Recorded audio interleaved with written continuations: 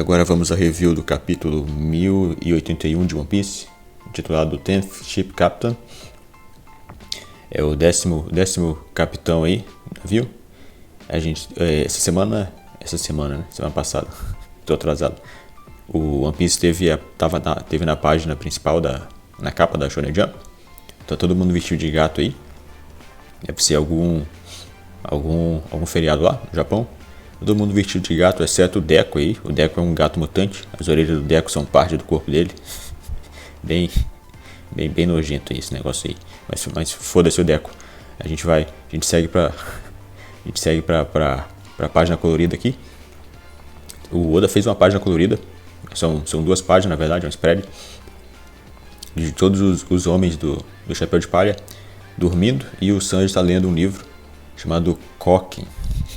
Não é Cooking. A gente não sabe se... Aqui é Cooking, é Cooking mesmo. A gente não sabe se o Oda errou, porque errou como é que se escreve, Cooking, ou se isso aí... Tem muita gente, eu vi muita gente no Reddit falando de COC, que é Color of the Conqueror, e King, né? Color of the Conqueror é o Haoshoku, o hack do rei, e King aí, e tem uma coroa do lado, né? Será que eles falando que isso é referência ao Oda, fazendo referência que o Sanji vai despertar o Haoshoku? Será que ele vai despertar o Haoshoku? Não faria diferença pra mim, não. Mas a gente segue. E tem vários... Eles estão aí dormindo e nas bolhas do catarro deles tem vários esquilos aí. Esquilo muito, muito pequenininho. Mas o principal dessa página aí é o Cooking. Não é Cooking, é Cooking. É o COC. Mas vamos seguindo. Vou fazer uma revisão rápida do capítulo. Depois a gente segue para os pontos importantes. Vai ser mais rápido, porque hoje essa semana tá corrido aqui o negócio. O nome do capítulo é o 10º capitão dos piratas do Barba Negra, Kuzan. A gente continua da onde parou, nesse caso, mostrando a escala do Galaxy Impact. Eu achei que seria maior, tá? Não é tão grande não, aparentemente. Foi só aquele pedacinho mesmo, aquela praça onde estava. Só aquela praça onde estava. Se o Garp fosse mais novo, talvez ele conseguiria destruir a parte baixa da ilha completa. Talvez, não sei. Eu espero que sim, né? A gente lembra que o Mihawk cortou a montanha inteira. O Garp deve ser mais forte que o Mihawk. Pelo menos quando ele estava no auge. Mas a gente vê aqui os piratas voando. E aí o Prince Grus, ele usa uma técnica chamada Cúmulo Glorpus. Que ele meio que faz um bolsão de ar, só que feito de argila, né? Um molengo ali pra aparar o navio. E aí a gente segue. Os piratas aí xingando o Garp. Porra, esse velho de merda. E aí o Garp mostra que ele tá decepcionado com o impacto que ele causou. Ele esperava, tá falando que ele ficou mais fraco, né? Ele ficou mais fraco. E os caras falando, não é possível. Aparentemente os caras aí nunca lutaram contra ele. Porque eles estão achando que isso já foi demais. Esse impacto já foi demais. Então ou o Garp tava... Quando eles conheceram o Garp há pouco tempo, provavelmente, né? Não deve conhecer ele de lenda. O Garp estava se segurando, que se ele for com tudo, ele provavelmente mata esses piratas. Ou o Garp tá... Ele se segurou ele tá zoando, né? Ele tá zoando aí. E aí, nisso, tá todo mundo emocionado aí, o Helmep principalmente. E o Kobe vem correndo junto com a Hibari. E aí quando eles chegam perto, óbvio, tem uma ceninha aqui com o Prince Grus falando que, meio com ciúme, ele fala que o Garp chamou o Kobe de futuro da marinha. E ele tá com ciúme aí. A Kujako achou isso bonitinho, blá, blá, blá. E aí a gente corta pro Kobe. Confirmado aqui que a Tashigi não é membro da SWORD. Que o Kobe fala que tem mais. Ele fala que em relação a ela, né? Que tem outras pessoas além de membros da SWORD. E aí quando eles estão passando, a Hibari fala para tirar a bola de ferro do Kobe. Ela é congelada, é flash freeze. É congelada viva. E aí E aí é o sinal de que o Kuzan chegou, né? O Kuzan chegou. E aí quando ele aparece, os piratas, o Garp meio que ele faz uma cara assim, meio taciturno assim, mas ele já esperava isso, né? Ele já esperava. E aí chega o Kuzan e os piratas de baixo nível, os piratas qualquer, eles começam a torcer pro Kuzan. Eles já conhecem aí o Capitão Kuzan. E aí ele fala que a gente não pode isso, Kobe. Você não pode escapar enquanto o Teach não estiver perto. Vai ser ruim para os nossos negócios. E aí o negócio travou aqui. E aí a gente corta para um flashback de 2 anos antes, de um pouco tempo depois que o Aokiji lutou contra o Akainu pela posição de almirante. E aí tá dizendo aqui, alguma ilha em algum lugar do Novo Mundo. E aí a gente mostra que o San Juan Wolf e o San Juan Wolf tá congelado. Catherine Devon não tá congelado aqui não. O Van Auger também não tá congelado ainda. Mas nessa taverna aqui, o Aokiji congelou os caras facinho. Aí a gente escala aí, né? Vocês escalem aí a tripulação do Barba Negra. Eles aparentemente eles não são... Eu não acho que eles sejam tão formidáveis assim, pelo menos nessa época. A gente não sabe. O San Wolf já tinha a fruta dele, inclusive. Já tinha a fruta dele. Quando ele estava em Peldal, ele já tinha a fruta dele. Então os caras não são tão formidáveis assim, não. E aí o Kuzan tá bem... O Kuzan tá bem taciturno aí, tá bebendo as mágoas dele. E ele fala que ele tá num estado de luto.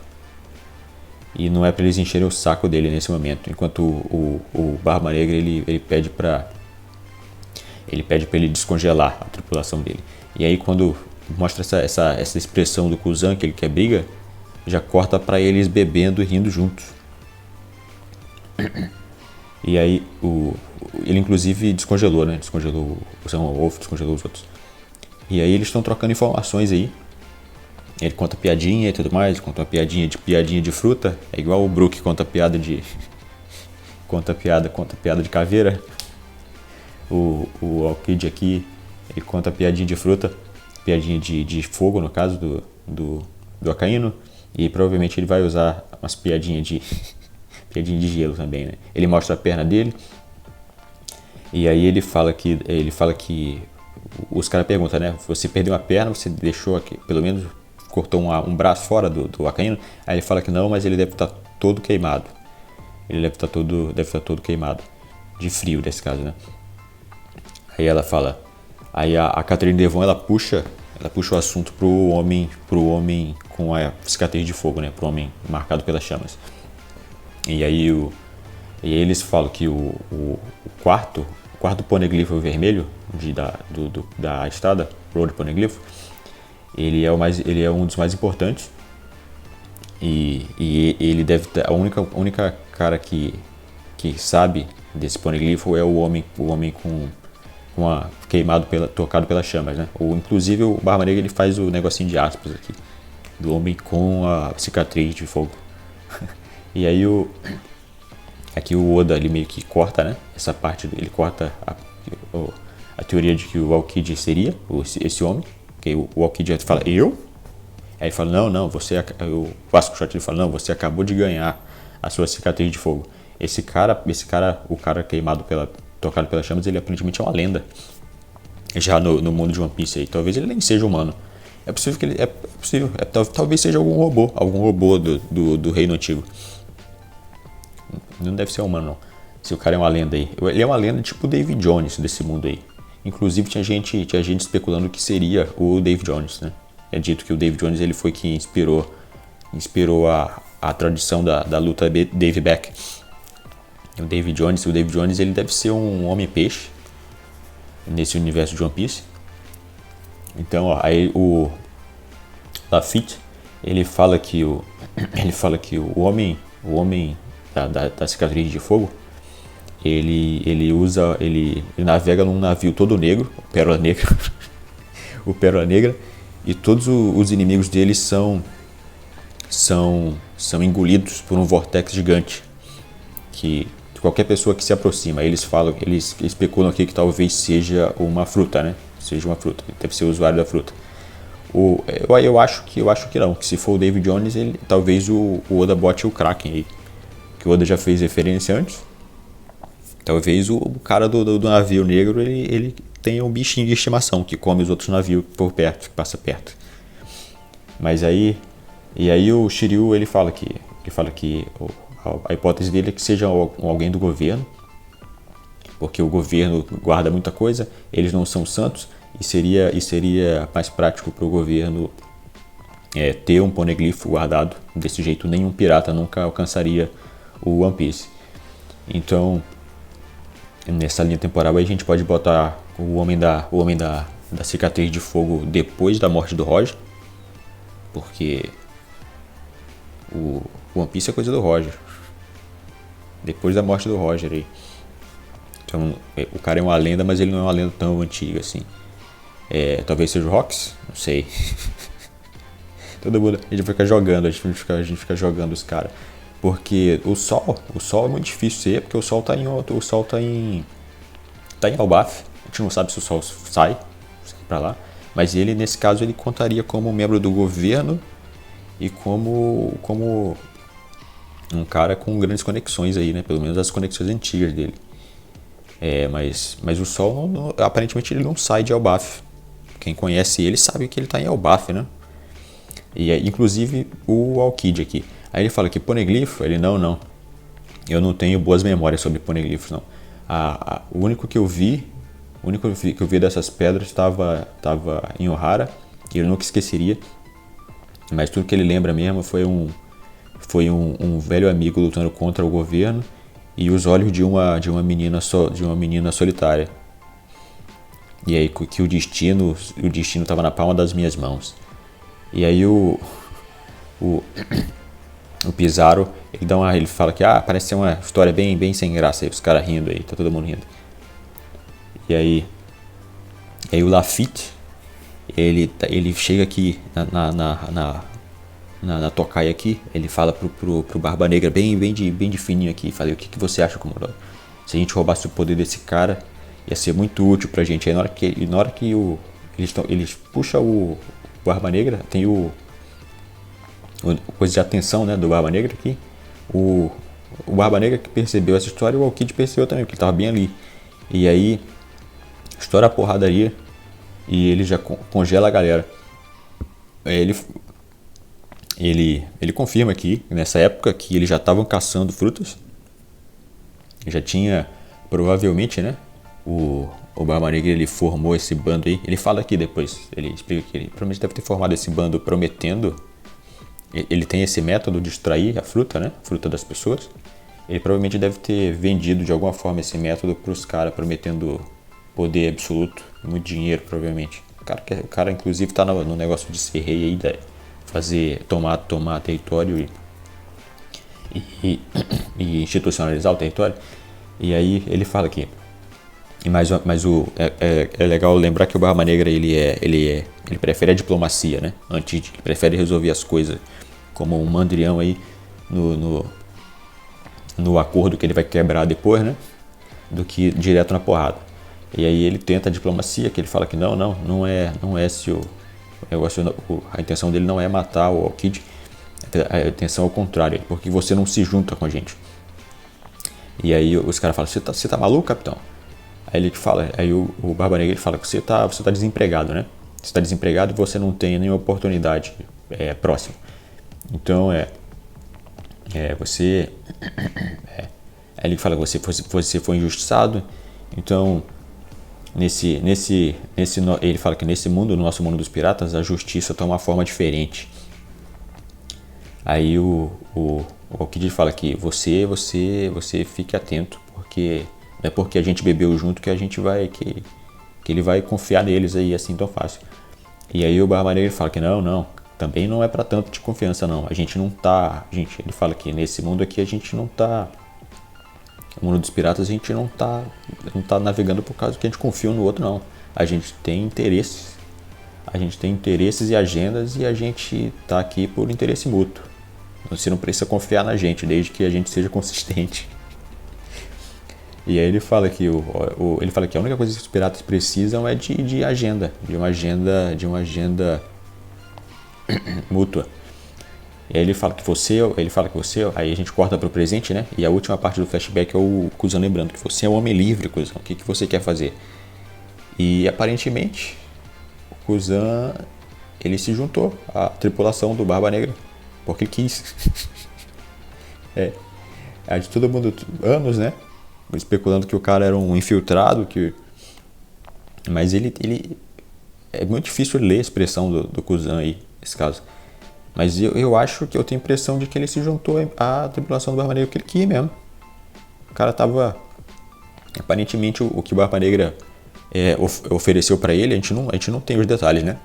Do que ele ofereceu, de como se ele mostra esse método pros outros de como roubar as frutas e tudo mais. Mas aparentemente o Kuzan entrou pro bando porque ele quis. E aí todo mundo fala que pro Kuzan, bota Hibari, descongela Hibari. E aí ele volta e o Garp ele fala que você voltaria para você voltar botar seu uniforme de volta e voltar para a marinha imediatamente. É possível que será que o cara aceitava ele de volta? O Kuzan já passou vários anos como pirata. Ele tem 2 anos já como pirata, praticamente. Acho que a marinha não aceitaria ele de volta, não. Mas aí ele fala que ele revela aqui que aí tem a revelação, né, que o Kuzan, depois desse flashback, cimentando que o Kuzan realmente é um membro da tripulação do Barba Negra. Aí o Garp fala que eu ensinei que você deveria viver sua vida sempre no presente, para você sempre no presente. E aí nisso ele revela que ele era o protegido do Garp no começo, igual o Kobe é hoje. Provavelmente o Garp descobriu o Kuzan aí por causa dos ideais dele, os ideais se alinharam e tudo mais, e ele deve ter criado o Kuzan. E com o tempo, né, o Kuzan acabou... Eles devem ter se distanciado aí. Por isso que esse negócio aí do Kuzan mudar de lado, aparentemente mudou de lado mesmo. Ele deve ter algum outro objetivo que não se alinha mais com o negócio da marinha, nem com o negócio de SWORD. E aí o Garp fala que eu ensinei você a viver no presente. Você não ter excesso de estímulos aí, entre aspas, né? Vá tirar ele do caminho correto. E aí ele congela o Garp. Obviamente não funciona. E aí os piratas falam, não tá funcionando nele. E aí nisso o Garp voa para... Depois que ele descongela, ele voa. Ele vai muito rápido. E ele fala que olha só, Kuzan, eu avisei pra você que hesitar é um sinal de fraqueza. E aí ele agarra o Kuzan pela cara, pelo rosto. Ele dá um pulo no alto assim, carrega o hack do rei ao máximo e usa um ataque novo, o Blue Hole, que eu acho que não é um negócio de buraco no chão, não, é como se fosse um negócio de gravidade mesmo, tipo a técnica do Gojo, do Satoru Gojo. É como se fosse uma técnica de gravidade. Ele usa esse poder, ele atira o Kuzan no chão com toda a força. Eu não acho que tá com toda a força, entre aspas, né? Não acho que o Garp tá aí maximizando, não. Porque se ele tivesse usado esse negócio direto na cabeça do Kuzan, o Kuzan não teria como... Ele agarrou e jogou ele no punch. E aí nisso corta pra ilha, pra Winter Island, a ilha dos vencedores aí. E a gente tem o resultado do combate. Tem a última explosão e aí tem o resultado do combate do Barba Negra com o Law. E a gente vê, é um negócio espelhando a primeira derrota do Chapéu de Palha e a derrota do Kid, né? A gente tem o Polar Tongue aí destruído no meio e afundando. E aí o Jean Bart tá aqui. A maioria da tripulação do Garp tá afundando junto, né? estão nadando. E aí o Barba Negra ele fala que sem o navio você não pode nem ser chamado de pirata. E aí ele fala que você não tem escapatória, porque ele tá cercado aqui. E aí a gente mostra o Garp no chão, o chapéu caiu.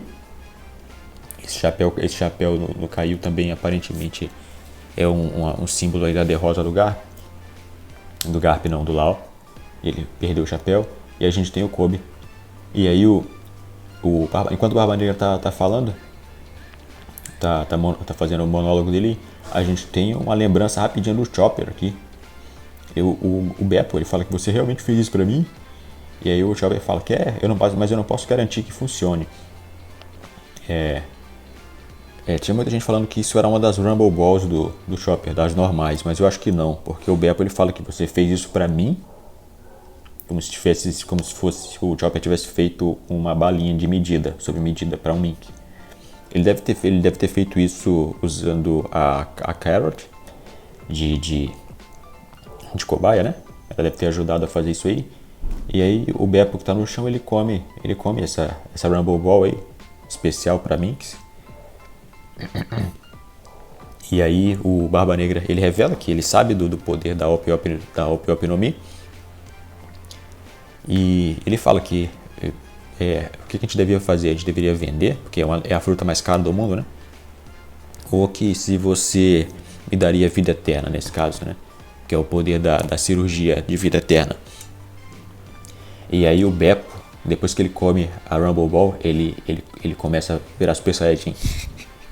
E aí ele fala que tire suas mãos do meu capitão. E aí a gente mostra o Beppo Super Solong, cara. A cara do Barba Negra aqui. Ele dá uma porradão, ele acerta o Van Algre aqui. Barba Negra, eu acho que ele meio que se defende. Tem um negócio aqui que parece sangue, tá? Mas eu acho que não é. Acho que o Barba Negra conseguiu se defender com o hack. E aí o Van Algre fica atirando no Sulong aqui, no Beppo Sulong. E aí a gente mostra essa forma o Beppo conseguiu alcançar o Sulong sem a lua. Deve ser igual. Lembra do Super Saiyajin 4, né? Dos raios Glutes. Da Bulma aí. Aparentemente o negócio da lua é algo psicológico. É igual o negócio de lobisomem, que a nossa lua, ela tá sempre lá, né? Só que se dependesse da posição da lua, o lobisomem ficaria lobisomem o tempo todo. Não só de noite, porque a lua não desaparece de dia. A lua continua no mesmo lugar. Só que a reflexão do sol que muda, no caso, né? É a nossa percepção da lua. Mas a lua ainda está lá. Se o lobisomem fosse realmente dependente da lua, ele ou ficaria transformado o tempo todo, ou ele transformaria nunca, né? Então é algo psicológico, de olhar para a lua, de olhar para a reflexão da lua à noite que transforma o lobisomem. E é provável que o caso do Sulong seja a mesma coisa. Porque a lua ela está no mesmo lugar, né? E o Chopper que deve ter conseguido fazer uma droga aí que replica o sentimento que eles sentem quando eles veem a lua. E aí o Beppo conseguiu alcançar o Sulong. E eu ouvi dizer, a gente nunca viu ele usar isso no mangá não, tá? Mas eu ouvi dizer que eles já usaram isso em livros, nos livros dos Piratas do Law. O Beppo já usou o Sulong dele tecnicamente na franquia antes. E a gente nem sabe se esse é o Sulong verdadeiro do Beppo, se ele não está alterado por causa das Rumble Balls do Chopper. Mas o bicho tá parrudo, o bicho tá sinistro. E ele ficou muito maior, cara. Os Sulongs normais, eles não crescem tanto assim não. A Carrot não cresceu tanto assim não. Só a espinha dela que alongou um pouco. E aí eles falam que como é que ele pode estar usando isso aí sem a lua, né? Sem a lua estar no céu. A lua continua no céu. Esse é o negócio, a lua continua lá no céu. Só que de dia o sol está refletindo em tudo, então está muito claro para ele ver diretamente a lua. O reflexo da lua, nesse caso. E aí o Beppo, ele meio que dá ele dá um ataque parecendo aquele Desgaron do Grimmjow. E aí os caras voam pra longe, né? E aí ele tem o narrador aqui. E na ilha dos vencedores, o pirata Trafalgar Law e os piratas do coração, eles foram derrotados. E aí corta pro pro Barba Negra aqui, falando, caralho, eles escaparam pelo mar. E aí mostra o Lau muito, muito debilitado, ele fala, volta Beppo, volta aqui, a gente não pode deixar a nossa tripulação para trás. E aí o Beppo fala que eu não vou voltar, capitão. Confia neles que a gente que veio do porto congelado no norte, a gente fez esse caminho todo, pode confiar que nenhum deles vai morrer. Estão acostumados, o Sati e o Penguin, eles conseguem nadar super rápido, super sônico, embaixo d'água. Eles conseguem atirar água, acho que eles vão sobreviver sim. E nenhum deles são usuários, né? Pelo menos a gente não sabe se eles são usuários, provavelmente não. O Beppo aí, muito útil. E o Beppo é um urso polar, ele vai conseguir nadar muito mais rápido também. O cara tá nadando super rápido, igual mostra que eles escaparam pelo mar, mostra os tiros de canhão tentando acertar eles, e o Beppo só ali desviando, e o cara tá nadando em zigue-zague. E aí tem a diferença, não é tão diferente não, né, do Kid, porque a tripulação do Kid também gostava muito dele. Os caras pedindo pro Shanks poupar o Kid nesse caso. E aí o Beppo fala que a gente chegou até aqui como um time e você não pode morrer agora, capitão, porque o resto da galera vai sobreviver. Aí ele fala, por favor, capitão, não morra. E aí vai cortando para a escuridão do oceano aqui, nesse caso. O problema é o Lau. Morrer afogado. Porque o Beppo aguenta. Ele vai ter que voltar para a superfície em algum momento aí. Mas vamos torcer. Mais um supernova que caiu, né? Só falta o Uruj agora. E o Uruj não é o 10º capitão, como muita gente estava achando. É o próprio Kuzan, é o Ian. Então, quando o Uruj aparecer, ele vai ser derrotado. Ou então ele não vai aparecer nunca mais.